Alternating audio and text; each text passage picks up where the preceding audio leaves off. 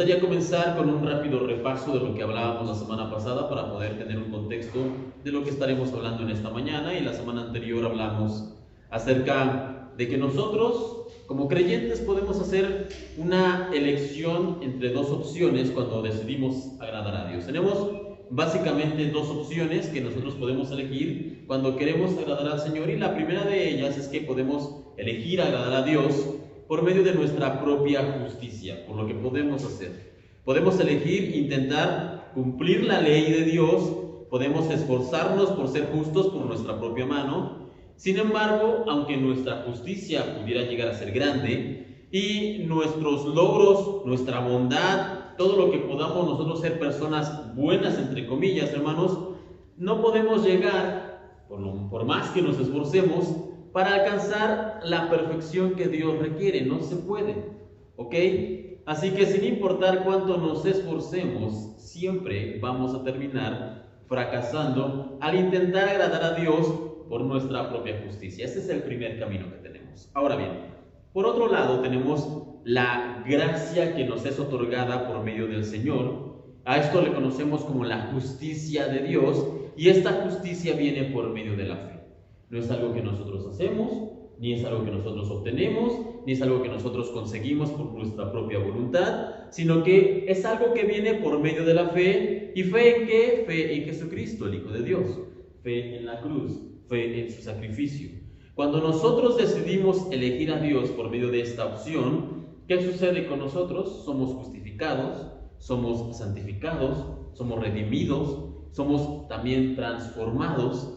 Y ya no se trata de nosotros intentando agradar a Dios por medio de nuestra propia fuerza, sino que ahora somos revestidos con la perfección del Hijo de Dios, aunque no somos perfectos, y todos nuestros pecados son perdonados. Ya no somos pecadores, sino que ahora somos redimidos, somos tomados y vistos como hijos de Dios, y por lo tanto somos recibidos delante de la presencia de Dios por sus brazos amorosos, y Él nos toma para ser ahora parte de su familia. Y es por ese motivo que nosotros como cristianos nos hacemos llamar hijos de Dios.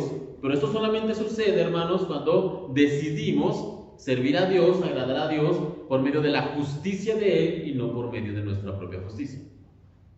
Así que, tal y como nos lo dice el apóstol Pablo en esta carta que estamos estudiando de Filipenses, nosotros tenemos estas dos opciones, estos dos caminos. Esto es lo que nosotros podemos elegir, y la pregunta en esta mañana, que de hecho es la misma pregunta que hacíamos la semana anterior al final, es: ¿voy a tratar de agradar a Dios por mi propia justicia o voy a intentar agradar a Dios por medio de la justicia que es por la fe?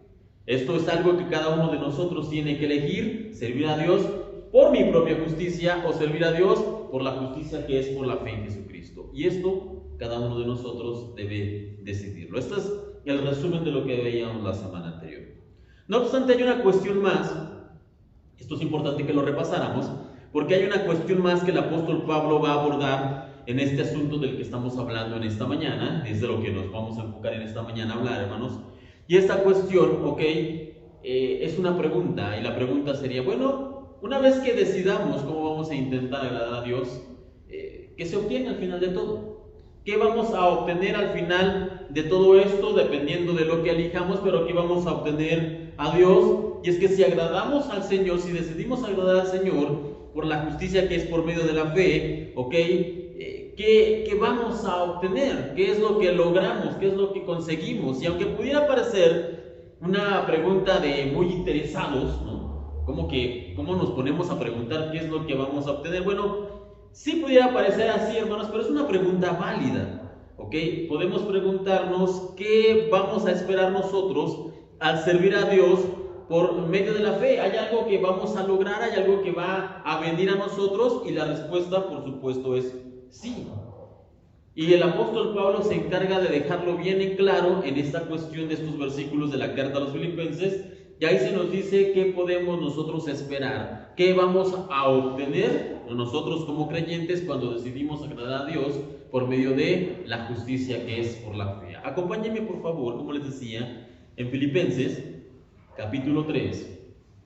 Vamos a dar lectura de los versículos del 8 al 11 para comenzar. Filipenses Carta a los Filipenses, capítulo 3, del versículo 8 al versículo 11. Sígalo con su vista, por favor. Filipenses 3, del 8 al 11. Dice lo siguiente: y ciertamente aún estimo todas las cosas como pérdida por la excelencia del conocimiento de Cristo Jesús mi Señor, por amor del cual lo he perdido todo y lo tengo por basura, para ganar a Cristo y ser hallado en Él, no teniendo mi propia justicia, que es por la ley, sino la que es por la fe de Cristo. Esto ya es lo que veíamos la semana anterior, y ahora sí entramos al tema de esta semana. La justicia que es de Dios por la fe, a fin de conocerle, y dice ahí, y el poder de su resurrección y la participación de sus padecimientos, llegando a ser semejante a Él en su muerte, si en alguna manera llegase y otra vez, a la resurrección de entre los muertos. Ahora, hermanos, puede que esto suene duro, ¿ok? Esta declaración que vamos a hacer puede que nos suene pesado de momento, pero si hay algo certero en esta vida que tenemos, en esta vida que estamos viviendo, es que tarde o temprano todos los que estamos aquí saben qué va a pasar. Vamos a morir. Les digo, suena duro, es un tema que solemos evitar, del cual no nos gusta hablar, pero es una realidad. Tarde o temprano todos nosotros vamos a morir.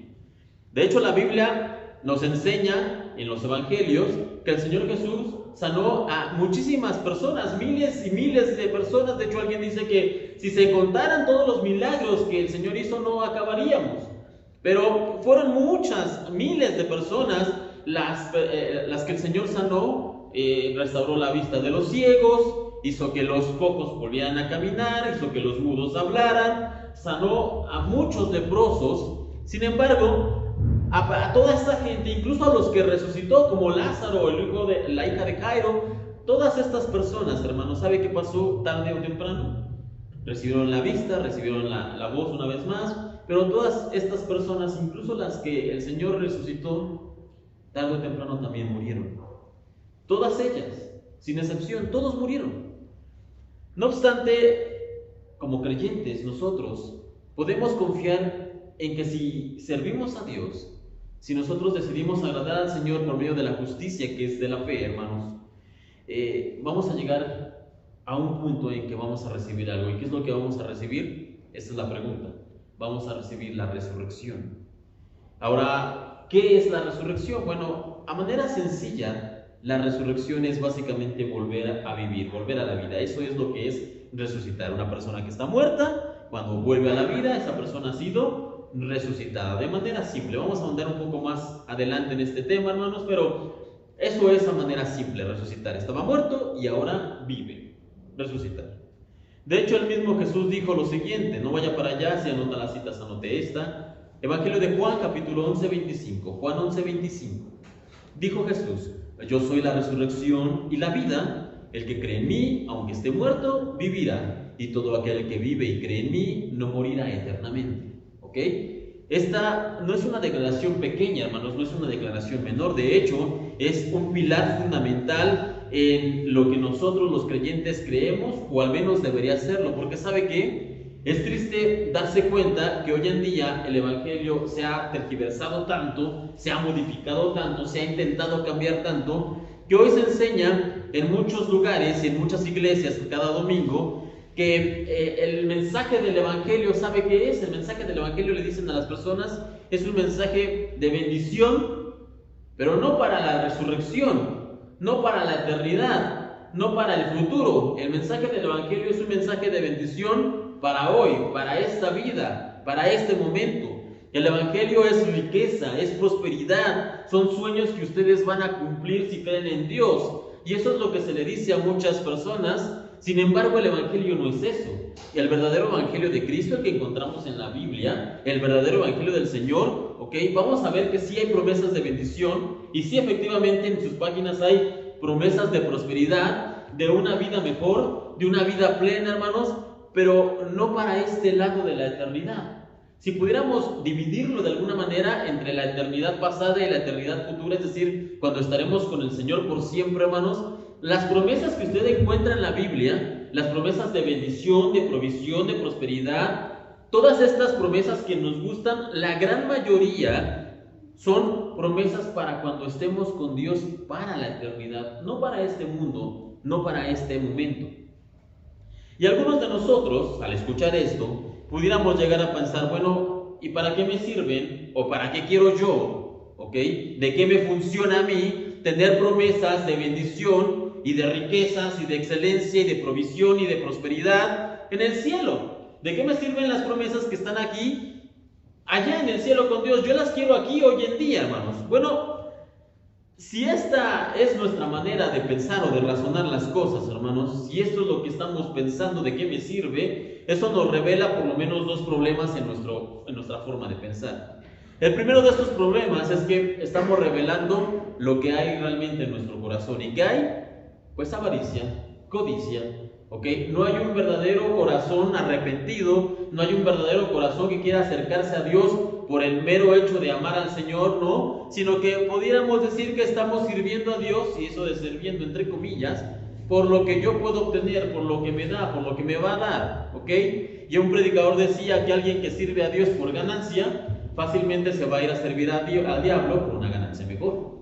Así que eso es lo primero que se muestra cuando nosotros decimos, yo quiero las promesas de Dios en este mundo, en este momento, ¿ok? Pero lo segundo que también se revela, hermanos, es que tenemos una falta de comprensión de lo que es la idea de la eternidad con Dios. Y permítame ahondar más en esto. Es verdad que ya que nosotros somos seres humanos finitos, es decir, tenemos un final, vamos a morir, ya lo mencionamos, como seres humanos finitos, no podemos llegar a comprender lo que es la idea completa de la eternidad. Podemos solamente tener un breve concepto de lo que es la eternidad. ¿Por qué? Porque nosotros no somos eternos. Solamente podemos entender esto a manera de concepto, tal vez. La eternidad es algo que es para siempre, pero no conocemos nada que sea para siempre. ¿Por qué? Porque nosotros los humanos terminamos. Así que solo podemos llegar a entender la idea de la eternidad de una manera superficial, ¿ok? Pero con esa pequeña comprensión que podemos tener debería bastarnos, ¿ok? Y permítame explicar esto. Nosotros, aunque no podamos comprender toda la idea de eternidad, esto debería ser suficiente, simplemente el concepto de entender que vamos a vivir eternamente con el Señor, y no 50 o 60, 80, 90 años. No está hablando el Señor de ese tiempo, que para nosotros puede, en nuestra medida de tiempo, puede parecer mucho. Pero Dios está hablando no de 80, no de 90, no de 120 años, algunos que llegan a vivir, sino que Él está hablando de la eternidad con Él, de una eternidad de bendición con Él. Pero para dejarlo todavía más en claro, permítame hacerle dos preguntas. Si usted pudiera elegir entre estas dos cosas, ¿qué elegiría? ¿Unos segundos de dolor? ¿Unos cuantos segundos? ¿2, 3 segundos de dolor? Pero en cambio recibiría toda una vida de gozo, de bendición, de alegría. O la segunda opción sería esta: unos segundos de gozo, segundos, hermanos, de gozo, pero toda una eternidad de sufrimiento. ¿Qué elegiría? ¿Segundos de dolor por una vida de gozo? ¿O segundos de gozo por una vida de dolor? Creo que la respuesta es obvia. Y si lo maximizamos, hermanos, y si lo vemos, aunque sea solamente entendiendo el concepto en eternidad, 60, 70, 80, 100 años, reitero, que vivamos en esta vida, en este mundo, y que no nos vaya tan bien, y que tengamos que sufrir persecución, o dolor, o penas, o sufrimiento, o alguna enfermedad, 70, 80, 100 años, repito, cuando lo veamos a la luz de la eternidad, ¿sabe qué va a aparecer en nuestra vida esos pocos años? Segundos, nada. Un tiempo muy mínimo que vivimos en sufrimiento para el Señor. Pero volvamos al asunto de la resurrección, que es de lo que estamos hablando en esta mañana. Ya les mencionaba que el concepto más básico de la resurrección es que resucitar es volver a la vida. No obstante, en Dios no se limita solamente esto. Es decir, cuando Él nos habla de que en Él vamos a resucitar, Él no nos dice que vamos simplemente a volver a la vida. No, esto no es así. Usted puede leerlo con tranquilidad en casa. 1 Corintios 15. No vamos a ahondar en esto en esta mañana. Puede usted leerlo tranquilamente y entender un poco mejor el asunto. 1 Corintios 15. Pero en este capítulo se nos habla de algunas características que tendrán aquellos que resucitarán o que serán resucitados por Dios. Y estas características son, primero que nada, que tendremos un cuerpo celestial, dice ahí. ¿Y qué es un cuerpo celestial? Bueno, No entendemos por completo el concepto, pero entendemos que es un cuerpo mejor, es un cuerpo mejorado, es un cuerpo perfecto, es un cuerpo eterno, es un cuerpo celestial. Ese cuerpo celestial también se nos dice ahí que será inmortal, porque les decía, el Señor Jesús resucitó gente cuando estuvo en su ministerio terrenal, pero esa gente, a pesar de haber sido resucitada, ¿qué pasó al final del día? Volvió a morir. Su cuerpo no era inmortal, su cuerpo no era un cuerpo celestial. Pero en este caso, en 1 Corintios 15, se nos dice que cuando el Señor nos resucite a nosotros, en el final de los tiempos, tendremos un cuerpo celestial, y ese cuerpo también dice ahí que será inmortal. Y también no solo inmortal, sino será incorruptible. ¿Y a qué nos referimos con incorruptible? Nos hablaba hoy nuestra hermana Oliva, por ejemplo, acerca de sus dolencias. Ella ya tiene muchos años a cuestas, ¿ok? Su cuerpo ya no es lo que era hace 20 años, hace 40 años, hace 50 años. ¿Por qué? Porque su cuerpo se ha ido corrompiendo por la edad, y a todos nos pasa. A todos nos pasa que nos empiezan a doler las rodillas, que ya el cuello nos pesa, que ya la espalda se empieza a ir. Ya a todos nos va pasando cada día y cada mes y cada año comenzamos a tener esas dolencias. Imagínese usted que tuviéramos un cuerpo celestial que es inmortal, es decir, que no puede morir, pero que sí fuera corruptible. ¿Qué pasaría cuando tuviéramos, no sé, 500 años?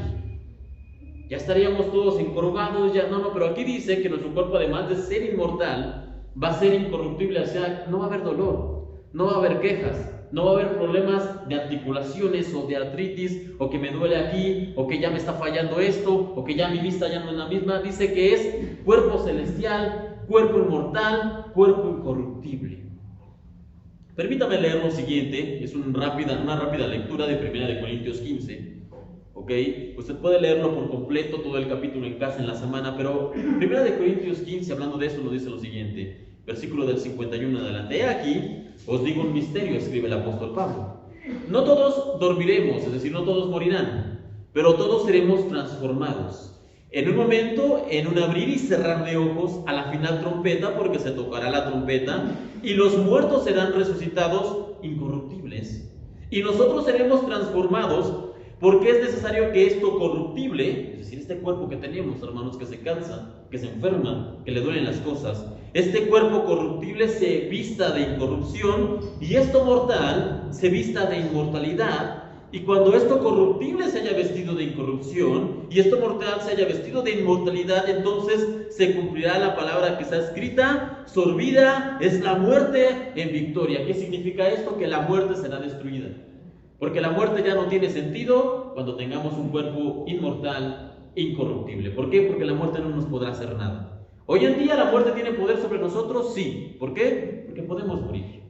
Podemos salir aquí, no nos fijamos al lado izquierdo, pasa un carro y se acabó, morimos. La muerte tiene poder sobre nosotros. Pero cuando suceda esto que acabamos de leer, y nuestro cuerpo haya sido vestido de incorrupción y de inmortalidad, y por lo tanto sea un cuerpo celestial, la muerte no tendrá más poder sobre nosotros, y por lo tanto, como dice aquí, sorbida será la muerte en victoria. No nuestra victoria, sino la victoria que obtuvo el Señor por nosotros y para nosotros en la cruz. No obstante, hay algo que debemos tener presente, hermanos, a todo esto. Yo sé que si nos ponemos aquí a preguntar, creo que a todos nos gustaría llegar a este punto, a tener un cuerpo celestial, inmortal e incorruptible. Creo que a todos la idea, por lo menos, aunque sea un poco atractiva, nos parece. No obstante, debemos tener en cuenta algo. Si queremos llegar a este día, a este momento, para poder recibir esta incorrupción, esta inmortalidad y este cuerpo celestial, necesitamos hacer por lo menos dos cosas. ¿Y qué es lo que tenemos que hacer? Necesitamos mantenernos fieles. ¿Fieles a quién? Al Señor. Y necesitamos mantenernos alertas. ¿Contra quién? Contra el pecado. Repito, necesitamos permanecer fieles al Señor y alertas contra el pecado. No podemos, como creyentes, relajarnos. No podemos vivir confiando, no podemos estar cómodos en nuestra propia justicia o pensando, bueno, es que ahora ya que voy a la iglesia y que leo y que oro y que hago y que sirvo y ahora que ya soy pastor y ahora que ya canto, no podemos, hermanos, relajarnos, repito. No podemos estar confiando en nuestra propia justicia, en nuestra propia bondad, porque entonces, ¿qué? Dice la Biblia que el que está firme, mire que no caiga. Cuando comenzamos a relajarnos, cuando comenzamos a estar seguros de lo que nosotros hemos alcanzado, hemos logrado y conseguido, es entonces ahí cuando se abren las puertas al pecado y a la caída. De hecho, el apóstol Pablo nos hace este recordatorio fiel. Vaya por favor ahí en su Biblia, donde estamos, Filipenses capítulo 3. Vamos a leer ahora los últimos 3 versículos de esta mañana. Filipenses 3, versículos 12, 13 y 14. Hace 2 semanas hablábamos acerca de Pablo. No, de hecho fue la semana pasada, ahora que lo recuerdo. Y Pablo decía que si la salvación de Dios o la justificación delante de Dios se alcanzara por medio de lo que nosotros hacemos, por medio de las obras, él lo tendría todo, porque decía: yo soy judío, yo soy hebreo de hebreos, yo fui fariseo, yo fui perseguidor de la iglesia, etcétera, etcétera. Él hablaba de que él ya lo habría alcanzado si fuera por una cuestión de obras. Pero no es por obras, es por fe. Y haciendo este recordatorio, hermanos, versículo 12 de Filipenses 13 nos dice lo siguiente. Pablo mismo, este hombre que ya podríamos considerar era una estrella de la fe, nos dice lo siguiente, Filipenses del 3, del 12 al 14, no que lo haya alcanzado ya, ni que ya sea perfecto, sino que prosigo por ver si logro hacer aquello para lo cual fui también asido por Cristo Jesús. Hermanos, yo mismo no pretendo haberlo ya alcanzado, pero una cosa hago, olvidando ciertamente lo que queda atrás y extendiéndome a lo que está delante, prosigo a la meta, al premio del supremo llamamiento de Dios en Cristo Jesús. El que escribe esto, reitero, es Pablo, prácticamente una estrella en la fe, el apóstol Pablo, el apóstol a los gentiles, alguien que podríamos considerar que ya lo había alcanzado, pero su misma afirmación es la contraria. Dice: yo, ¿saben qué? No lo he alcanzado, yo no soy perfecto, yo todavía necesito correr, yo todavía necesito aprender, yo todavía necesito estar alerta y mantenerme fiel, que son las 2 recomendaciones que les hacía. Esto es algo que escribe Pablo y es algo que nosotros debemos tomar en cuenta. Cada día, mientras sigamos vivos, debemos permanecer alertas y permanecer fieles al Señor. ¿Por qué? Porque no lo hemos alcanzado, porque no lo hemos logrado. Así que mientras sigamos vivos, hermanos, mientras sigamos en este mundo, debemos buscar cada día la gracia de Dios, porque es por medio de su gracia que alcanzamos su justicia y no por nuestro brazo. Es por medio de su gracia y es por medio de la fe que alcanzamos la redención, la santificación, la justificación, pero esto es una obra que el Señor hace en nosotros, no por nuestro propio brazo. Sin embargo, y ya para ir terminando en esta mañana, hermanos, la pregunta ahora sería: ¿qué pasa o qué pasaría o qué pasará más bien una vez que hayamos sido resucitados? Si nosotros hemos decidido servir al Señor por medio de su justicia, que es de la fe, si nosotros vivimos una vida confiado en Dios y no en nuestra propia justicia, y llega el momento en que somos resucitados, como la Biblia lo establece aquí en 1 Corintios 15, ¿qué pasará? Somos levantados, como dice aquí, de entre los muertos, nuestro cuerpo mortal es vestido de inmortalidad y nuestro cuerpo corruptible se viste de incorrupción. ¿Qué hay después? ¿Cuál es esa meta, ese premio del que estaba hablando Pablo al final de los versículos que acabamos de leer? Ese premio del supremo llamamiento, ¿cuál es? Bueno, si usted es cristiano de algún tiempo, okay, ya estamos en el último punto, hermanos. Si usted ya ha asistido a esta iglesia o alguna otra desde hace algún tiempo, esto no va a ser ningún secreto para usted.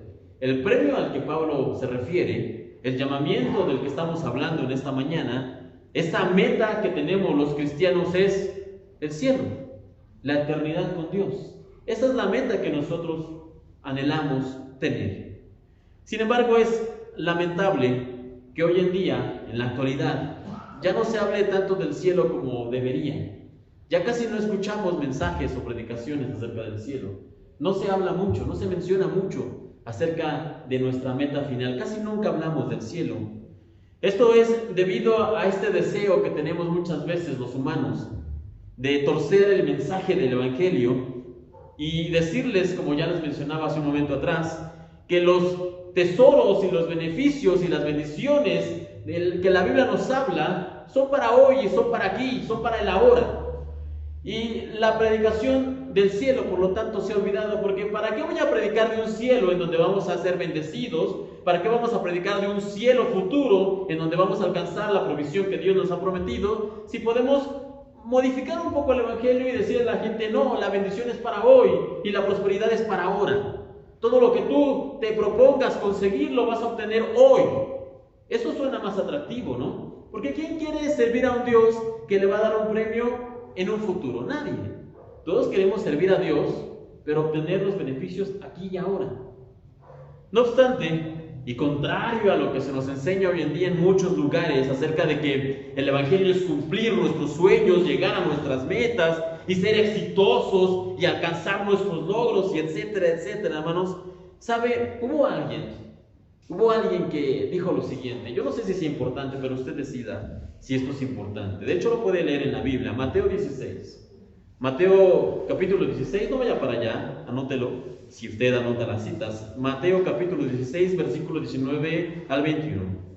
Esta persona dijo lo siguiente: no os hagáis tesoros en la tierra, donde la polilla y el orín corrompen, y donde ladrones minan y hurtan, mas haceos tesoros en el cielo, donde ni la polilla ni orín corrompe, y donde ladrones no minan ni hurtan, porque donde estuviere vuestro tesoro, ahí estará vuestro corazón. ¿Sabe quién lo dijo? El Señor Jesucristo. Así que, por lo tanto, aquí tenemos una decisión que debemos tomar cada uno de nosotros en esta mañana. Y esta es una decisión de suma importancia. Vamos a escuchar a los predicadores que nos enseñan y que nos dicen que la bendición y que la prosperidad y que la riqueza que viene de Dios es para aquí y para ahora y para este mundo. ¿Los vamos a escuchar a ellos o vamos a escuchar a aquel predicador de Nazaret? Que, como bien acabamos nos dice, no hagan tesoros en este mundo. No pongan sus tesoros en este tiempo. Hagan tesoros en el cielo, para el futuro, para la eternidad. ¿A quién vamos a escuchar? ¿A quién le vamos a hacer caso? Así que regresemos ahora, hermanos, al asunto acerca del cielo. Y la pregunta ahora sería, y ya es la pregunta final, ¿qué sabemos acerca de él? ¿Qué sabemos acerca del cielo? Bueno, decíamos ya que este asunto del cielo es un tema bastante importante. De hecho, en la antigüedad era una de las principales predicaciones que se daba. Nuestra meta final es el cielo. Y por lo tanto, con algo tan importante como esto, pudiéramos llegar a pensar que la Biblia debe hablar mucho acerca de él, pues debe hablar mucho acerca del cielo. Así de importante como es, y debido a que es nuestra meta final, y debido a que es nuestro destino al que vamos a llegar, es ese premio del supremo llamamiento, la Biblia debe estar repleta de pasajes que nos hablen acerca del cielo y de nuestra morada final. Sin embargo, hermanos, no es así. De hecho, la Biblia, habla muy poco acerca del cielo. Son contados los pasajes que tenemos acerca del cielo, ¿ok? Sin embargo, como dicen por ahí, de lo bueno, poco. De lo bueno, poco. Y siempre les he dicho que, y esto es personal, hermanos, porque la Biblia tampoco es que lo diga, pero siempre considero que hay dos razones por las cuales la Biblia no habla mucho acerca del cielo. La primera de ellas, hermanos, es que el cielo es algo tan grande. Yo no sé si a usted le ha pasado que ha visitado un lugar tan bonito, tan esplendoroso, con tantas cosas, tantas maravillas, que cuando regresa a casa le dicen: ¿y cómo te fue? ¿Y cómo es? Es que, ¿cómo te lo explico? ¿Cómo te lo digo? O sea, para que lo entiendas tendrías que estar ahí. No te lo puedo terminar de explicar. No sé si le ha pasado ir a alguna laguna, alguna playa, incluso alguna ciudad que está tan bonita que cuando regrese le preguntan: ¿cómo te fue? ¿Cómo está? Cuéntanos. Dicen: es que no te lo puedo explicar, no lo puedo poner en palabras porque necesitaría que estuvieras ahí, que vivieras la experiencia para que lo entendieras. Entonces, la primera de las razones, quizá por la que en la Biblia no nos habla mucho acerca del cielo, es esta: que aunque intentara explicárnoslo o ponérnoslo en palabras, sería, como dice el apóstol Pablo, algo inefable, es decir, algo que no se puede explicar con nuestro lenguaje, con nuestro vocabulario. Esa sería la primera razón. La segunda razón, y reitero, esto es personal, pero me gusta más la segunda razón por la que posiblemente la Biblia no nos hable mucho del cielo, es por una cuestión de sorpresa. Yo no sé si ustedes Nuestra hermana Silvia hace unos meses atrás nos regalaba algo para la boda. De hecho fue, creo, el primer regalo que nos dieron. Y le decía, no hermana, yo le comentaba, lo vamos a guardar, me lo dio como un mes antes de la boda. Y me decía, no, lo vamos a guardar hasta la boda, lo vamos a destapar. Y me decía ella, no, ya destápelo al rato, a mí me gusta que lo vean antes. Decía, yo no soy buena en eso de los regalos, me decía ella. Yo le compraba a mi esposo, me decía, yo le decía, se lo tenía un mes antes y yo se lo daba ya de una vez antes del cumpleaños, decía ella. Y a veces hay personas que son así con las sorpresas, no son buenos y lo tienen ya listo, pero pues echan a perder, digamos, la sorpresa. Pero hay otras que no. Hay otras personas que saben guardar la sorpresa y saben que han preparado algo grande, que se han preparado una fiesta enorme, algo y muchos invitados, pero son como piedras, no cuentan nada, están tranquilos, parece que nada ha estado organizado. Como les decía, pienso que es algo más así por lo que la Biblia no nos cuenta acerca del cielo. Es una sorpresa. El Señor Jesús, poco antes de irse, con sus discípulos habló y les dijo, en la casa de mi Padre hay muchas moradas, hay mucho lugar. Y ahora voy y voy a preparar lugar para ustedes. En otras palabras, voy a preparar algo especial para ustedes. Y pienso que la Biblia no nos cuenta mucho acerca del cielo, ¿ok? Precisamente por eso, porque el Señor está preparando una sorpresa tan grande, tan especial, tan detallada para cada uno de nosotros, que ponerlo en las páginas de la Biblia arruinaría la sorpresa. Así que mejor esperemos hasta que lleguemos ahí. Sin embargo, el hecho de que la Biblia no nos cuente acerca de lo que nos espera no quiere decir que no habla nada. Les decía que hay pocos versículos y este es el versículo que siempre usamos porque es uno de los que más me gusta, pero también es de los pocos que hay, hermanos. Y en Apocalipsis 21, no vaya para allá, usted lo ha escuchado muchas veces en este púlpito, reitero, porque son pocas las menciones que se hacen acerca del cielo, pero esta es una, a mi parecer, una de las mejores, si no es que la mejor que se nos hace. Apocalipsis 21, del versículo 1 al 4, hablando acerca del cielo, de lo que nos espera, la Biblia dice lo siguiente: vi un cielo nuevo, escribe el apóstol Juan, vi un cielo nuevo y una tierra nueva, porque el primer cielo y la primera tierra pasaron. Esto que tenemos dice que ya no existirá más, y el mar ya no existe más. Y yo, Juan, vi la santa ciudad, la nueva Jerusalén, descender del cielo de Dios, dispuesta como una esposa ataviada para su marido. Y oí una gran voz del cielo que decía: he aquí el tabernáculo de Dios con los hombres, y Él morará con ellos, y ellos serán su pueblo, y Dios mismo estará con ellos como su Dios.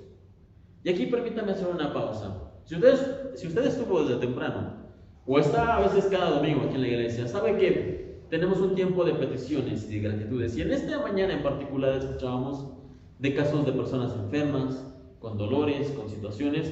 Y no estoy hablando de una cuestión de que solamente, bueno, es que aquí hay mucha gente enferma, porque hay mucha gente mayor, entonces es obvio que va a haber muchas enfermedades. No, estamos hablando, la hermana Susi nos hablaba de su hijo, una persona un adulto pero de mediana edad, no es un anciano, es un joven todavía en algunos casos, pero también enfermo.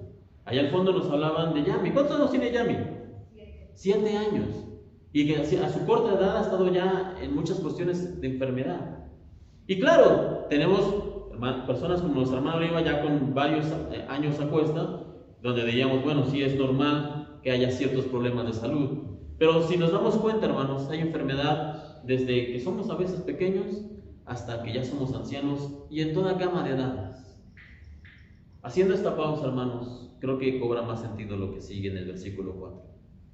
El versículo 4, de lo que será el cielo, de lo que nos espera si confiamos en Dios, dice lo siguiente: enjugará Dios toda lágrima de los ojos de ellos. Es decir, el Señor nos ha de consolar.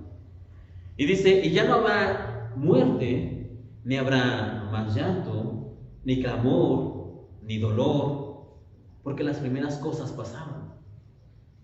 El cielo, la meta, ese premio del supremo llamamiento del que estamos hablando, es un lugar en donde no hay enfermedad, no hay dolor, no hay angustia, no hay tristeza, no hay esa desesperación en la noche de ver a una persona a nuestro lado en la cama y decir, no sé si va a llegar al otro día. No hay esa angustia en el corazón de no saber si voy a llegar porque mi papá, mi mamá, mi hermano vive en otro estado y a lo mejor no puedo llegar a verlo y a despedirme. No hay eso. No hay llanto de sufrimiento, no hay llanto por tristeza, no hay llanto por angustia, no hay llanto en las noches por no saber qué vamos a comer mañana. No hay nada de esto, no hay dolor, no solamente en cuestión física, sino dolor en el corazón, dolor por una traición, dolor por una situación complicada en la vida. No hay nada de esto en el cielo que el Señor nos ha preparado para cada uno de sus hijos, para cada uno de nosotros, que hemos decidido servirle a Él, no por medio de nuestra propia justicia, sino por medio de la que es por la fe, por medio de la justicia de Dios. Y en lo que acabamos de leer, hermanos, se nos describe este cielo que nosotros esperamos llegar como un lugar eterno. Y aunque no podamos entender por completo el concepto de la eternidad, es algo que sabemos que no va a tener fin. Se nos describe este lugar, este cielo que el Señor nos ha preparado como un lugar sin muerte. Ya no tendremos esas despedidas, ya no tendremos esos anhelos de, ay, cómo me gustaría ver a mi abuelo, o a mi tío, o a mi hermano. Ya no habrá más de eso, porque estaremos juntos por siempre. Entonces nos describe este lugar, este cielo, como un lugar sin dolor, sin llanto, sin sufrimiento. Pero no solamente está la ausencia de esto, hermanos, sino que en otros lugares se nos dice que el cielo es un lugar con alegría, con gozo, con felicidad, perfecto. ¿Por qué? Porque estamos con Dios. Así que, ¿a cuántos nos gustaría poder llegar ahí? ¿A cuántos nos gustaría estar ahí? ¿A cuántos nos gustaría poder participar de este cielo que la Biblia nos promete? Pienso que a todos nos gustaría poder llegar a este lugar. Así que la siguiente porción de la carta de Filipenses que escribe Pablo nos ayuda a entender mejor cómo es que podemos lograrlo, cómo es que podemos estar ahí. Pero para poder hablar de esto, lo haremos la siguiente semana, en donde Pablo, reitero, nos da a entender, nos hace una explicación de cómo un creyente puede llegar a tener la vida eterna y en consecuencia a estar en el cielo con Dios. Pero les decía esto, si el Señor nos presta la vida, lo veremos la próxima semana. Por el día de hoy estamos terminando. Les voy a pedir que nos pongamos de pie.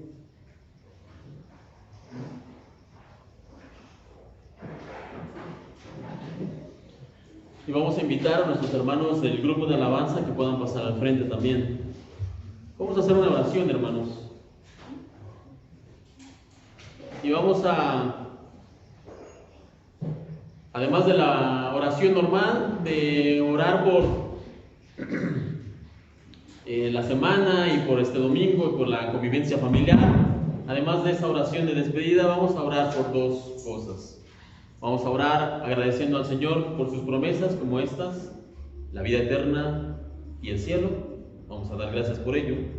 Pero también vamos a pedir al Señor que nos ayude y que nos dé lo necesario para disfrutar de esas promesas, una vida eterna y una eternidad en el cielo con Él. Así que cierra sus ojos y vamos a orar. Bendito Dios, te damos gracias por este domingo. Gracias porque en tu palabra encontramos promesas de bendición, de provisión, de vida eterna. En tu palabra se nos enseña que ahora somos tus hijos, que ahora somos parte de tu familia, que podemos aguardar esa promesa de eternidad, y esa eternidad será en el cielo contigo. Ese cielo que se nos describe como un lugar perfecto al cual nosotros debemos anhelar llegar.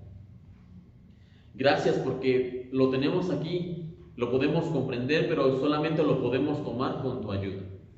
Señor, ahora queremos pedirte que cada uno de nosotros pueda ser ayudado por ti para vivir una vida que es por medio de tu justicia, por medio de la fe.